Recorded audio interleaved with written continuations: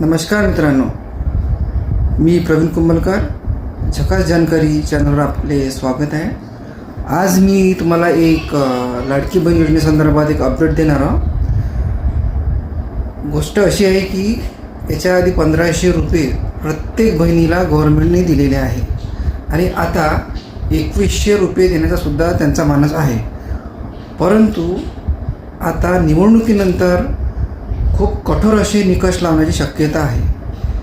याच्या आधी ज्या लोकांकडे 4 चाकी वाहन आहे, त्यांचा वार्षिक पगार 2.5 लाखाच्या वर आहे, अशा सर्वच स्त्रियांना म्हणजे बहिणींना 1500 रुपये खात्यामध्ये आलेले आहे. जवळपास नोव्हेंबर महिन्यापर्यंत 7,500 रुपये खात्यावर आलेले आहे. याच्यानंतर सरकारने 2100 रुपये देण्याचे ठरवले आहे. परंतु त्याआधी गव्हर्नमेंट खूप कठोर असे निकष लावण्याची शक्यता वर्तवली जात आहे. आजच लोकमत या न्यूजपेपरमध्ये या संदर्भात माहिती दिलेली आहे.